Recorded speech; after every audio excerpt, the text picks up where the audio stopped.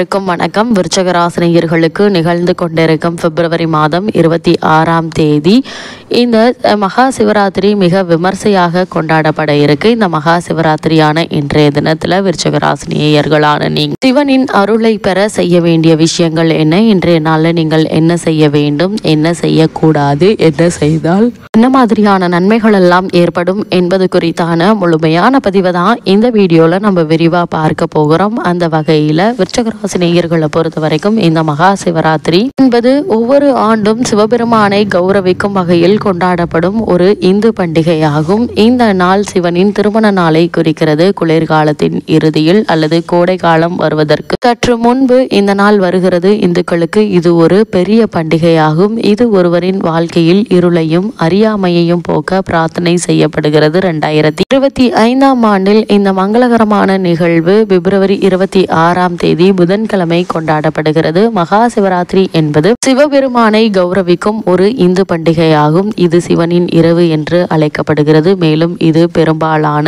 இந்திய மாநிலங்களில் கொண்டாடப்படுகிறது. ஒவ்வொரு ஆண்டும் இந்த விழா பால்குன் மாதத்தில் அமாவாசையின் 14ஆம் தேதி இரவு வருகிறது. இது ஆங்கில நாட்காட்டியின்படி மார்ச் மற்றும் பிப்ரவரி மாதங்களுடன் ஒத்துப்போகிறது. பக்தர்கள் இரவும் பகலும் விரதமிருந்து சிவபெருமானை வழிபடுகிறார்கள். மகா சிவராத்திரி என்பது ஆழ்ந்த ஆன்மீக முக்கியத்துவத்தை கொண்ட ஒரு இந்து பண்டிகையாகும். இது உண்ணாவிரதம் மற்றும் தியானம் மூலம் இருள் மற்றும் வாழ்க்கையின் தடைகளை வென்றதை குறிக்குதுங்க. இந்த மங்களகரமான சந்தர்ப்பம் சிவபெருமான் மற்றும் சக்தி தேவியின் தெய்வீக சக்திகளின் சங்கமத்தை குறிக்குதுங்க. இந்த நாளில் பிரபஞ்சத்தின் ஆன்மீக சக்திகள் மிகவும் சக்தி வாய்ந்தவை என்று நம்பப்படுகிறது. மகா சிவராத்திரி அனுசரிப்பு என்பது உண்ணாவிரதம், சிவபெருமானை பற்றிய தியானம், சுய பரிசோதனை, சமூக நல்லிணக்கத்தை ஊக்குவித்தல் மற்றும் சிவக்கோவில்களின் விழிப்புணர்வை ஏற்படுத்துதல் ஆகியவற்றை உள்ளடக்கியதாக அமைகிறதுங்க. பகல் நேரங்களில் கொண்டாடப்படும் பெரும்பாலான இந்து பண்டிகைகளை போலல்லாமல் சிவராத்திரி இரவில் கொண்டாடப்படும் ஒரு தனித்துவமான பண்டிகையாக இருக்கிறது. மகா சிவராத்திரியுடன் இந்த காலகட்டத்தை பொறுத்த வரைக்கும் தொடர்புடைய பல புராண கதைகள் உள்ளன. மேலும் இதன் முக்கியத்துவம் லிங்க புராணம் உள்ளிட்ட பல்வேறு புராணங்களில் விரிவாக கூறப்பட்டிருக்குது. இந்த நூல்கள் மகா சிவராத்திரி விரதத்தை கடைபிடிப்பதன் முக்கியத்துவத்தையும் சிவபெருமானுக்கும் அவரது குறியீடு பிரதிநிதித்துவமான லிங்கத்திற்கும் மரியாதை செலுத்துவதன் முக்கியத்துவத்தையும் வலியுறுத்துதுங்க.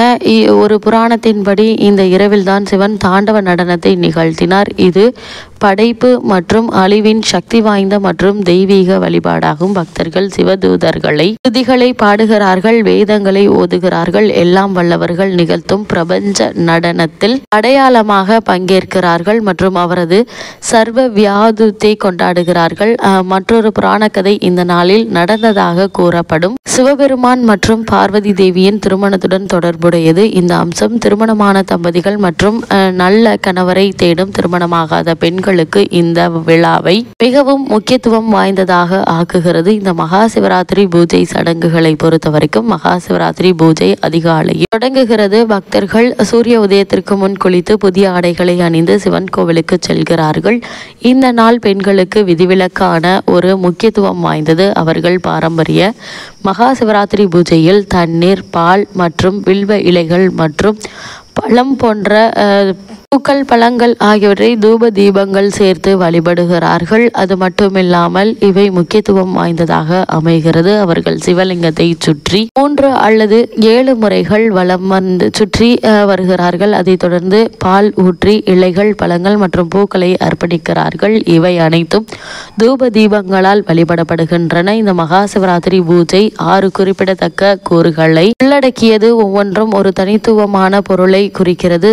சிவலிங்கத்தை தண்ணீர் மற்றும் பாலால் குளிப்பதோடு பெல் இலைகளை காணிக்கையாக வைப்பதும் ஆன்மாவை சுத்திகரிப்பதையும் குறிக்குதுங்க. குளித்த பிறகு குங்குமம் பூசுவது நல்லொழுக்கத்தை குறிக்குது. வழிபாட்டின் போது பழங்களை வழங்குவது ஆசைகள் நிறைவேற்றுவதையும் நீண்ட ஆயுளையும் குறிக்கிறது. ஊதுபத்திகளை எரிப்பது செல்வத்தின் அடையாளம். வெற்றிலை என்பது உலக ஆசைகளிலிருந்து பெறப்பட்ட மன நிறைவை குறிக்குதுங்க. விளக்குகளை ஏற்றுவது ஞானத்தையும் அறிவையும் அடைவதை குறிக்குதுங்க. இந்த விழாவின் மையக்கூறுகளில் ஒன்று சிவன் கோவில்களில் இரவு முழுவதும் நடைபெறும் விழிப்புணர்வாகும். இது பக்தர்களால் ஏற்பாடு செய்ய வழிபாடாகும். இதன் விளைவாக மகா சிவராத்திரி இரவில் கோவில்கள் ஓம் நமச்சிவாயா என்ற கோஷங்களால் எதிரொலிக்கின்றன. அதே நேரத்தில் ஆண்களும் பெண்களும் சிவபெருமானை கௌரவிக்கும் வகையில் பக்தி பாடல்களை பாடுகிறார்கள். மகா சிவராத்திரி விரதத்தின் பின்னணியில் உள்ள புராண கதை மகா சிவராத்திரி புராண கதைகளால் நிறைந்துள்ளது. அவற்றில் மிகவும் பிரபலமானது சிவபெருமானை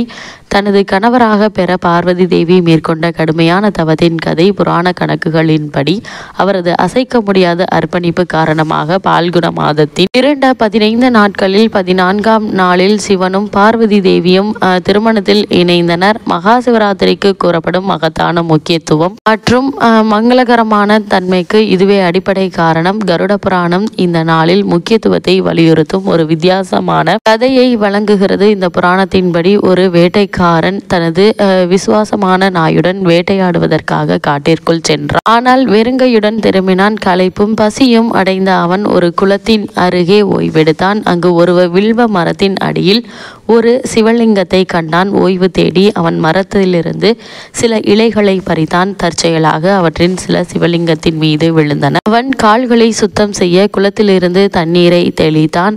இந்த செயல்களை செய்து கொண்டிருக்கும் போது அவரது அம்புகளில் ஒன்று அவரது பிடியிலிருந்து நழுவி சிவலிங்கத்தின் முன்